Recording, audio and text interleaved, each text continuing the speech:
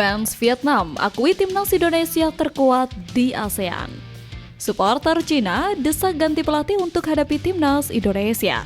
Nasib tragis Nathan Chow yang kehilangan kepercayaan. Pembuktian Emil Audero di depan mata. Push like di bawah. Lanjut simak informasi selengkapnya sebagai berikut.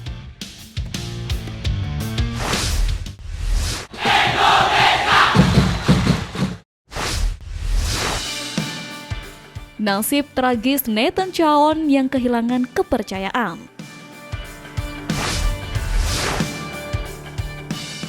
Beberapa waktu lalu, nama Nathan Chow memang jadi bulan-bulanan di kalangan pecinta sepak bola tanah air.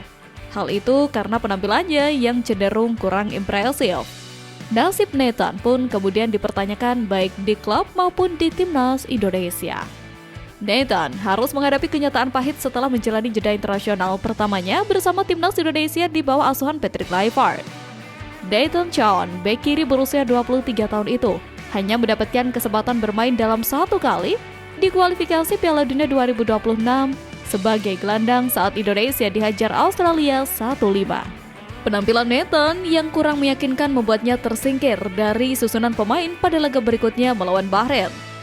Kini, Nathan Chow kembali ke Swansea City, klub yang baru saja menunjuk Alan Shehan sebagai pelatih anyar hingga akhir musim. Sayangnya, Shehan adalah sosok yang selama ini tak pernah memasukkan Nathan Chow dalam skuad pertandingan di divisi Championship. Saat laga timnas Indonesia versus Australia, Kluivert memilih menempatkan Nathan sebagai gelandang, meskipun di level klub ia lebih dikenal sebagai bek kiri. Sayangnya, eksperimen ini tidak berjalan mulus. Nathan menjadi penyebab terjadinya gol pertama Australia setelah melakukan pelanggaran di dalam kotak penalti saat menghadapi situasi defending set piece. Setelah kesalahan tersebut, Nathan tampak kehilangan kepercayaan diri hingga akhirnya ditarik keluar pada menit ke-79, digantikan oleh Ivar Jenner. Pada laga berikutnya melawan Bahrain, Kluivert tampaknya mengevaluasi keputusannya.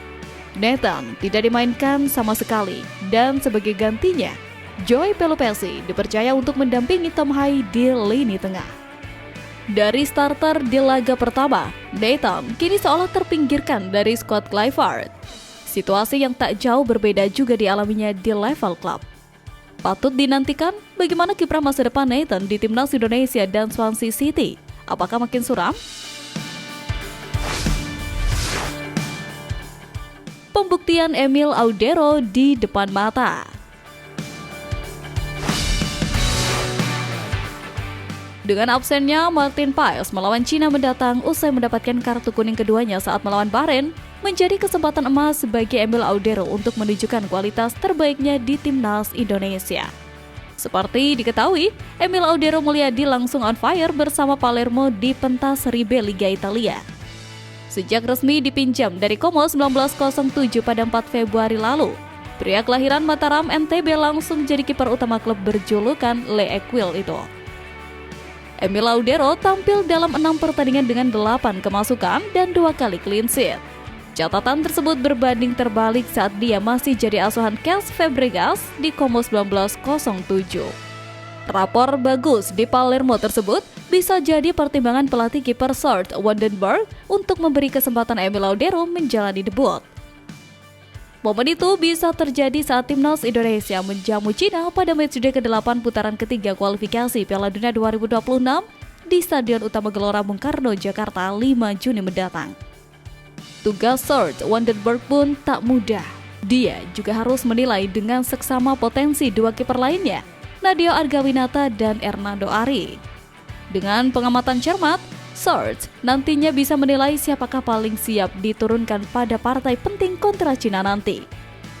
Meski Emil Audero jadi opsi pertama menghadapi Cina, tapi Wandenberg tak boleh mengabaikan Nadeo Argawinata dan Hernando Ari. Siapapun nantinya, entah tetap Emil yang menjadi kiper timnas Indonesia melawan Cina mendatang, semoga skuad Garuda mampu meraih poin penuh di laga tersisa ini.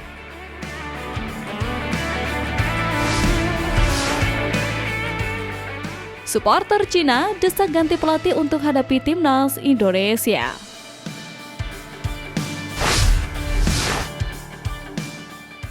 Saat ini, timnas Indonesia bisa dikatakan mengalami perkembangan pesat usai ditumbangkan Australia. Hal itu terbukti ketika skuad Garuda kemudian bangkit mampu mengalahkan Bahrain di SUGBK. Hal yang kemudian membuat Cina was-was dengan gebrakan pesat anak asuh Patrick Kluivert itu. Seperti diketahui, timnas Indonesia bakal jadi tuan rumah dalam matchday ke-9 Grup C putaran ketiga kualifikasi Piala Dunia 2026 zona Asia melawan Cina. Sebelum melawat ke markas timnas Indonesia, Branko Ivankovic diminta mundur gegara rasio kemenangan Cina di tangannya hanya belasan. Bahkan, pelatih asal Kroasia itu memiliki rasio kemenangan terendah di antara semua pelatih dalam sejarah tim nasional sepak bola Cina itu. Di bawah kepemimpinan Branko Ivankovic, Cina baru meraih sekali kemenangan di kualifikasi Piala Dunia 2026 atas timnas Indonesia dengan skor 2-1. Cina pun kini mendekam di dasar klasemen Grup C dengan 6 poin.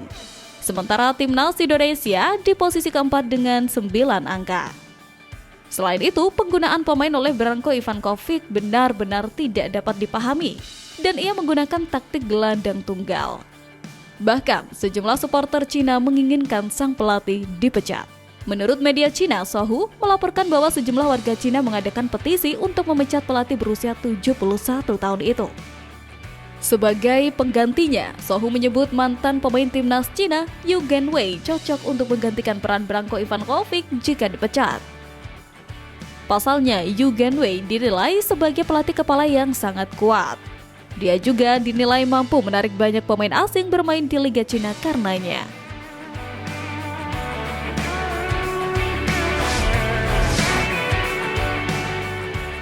Fans Vietnam akui timnas Indonesia terkuat di ASEAN.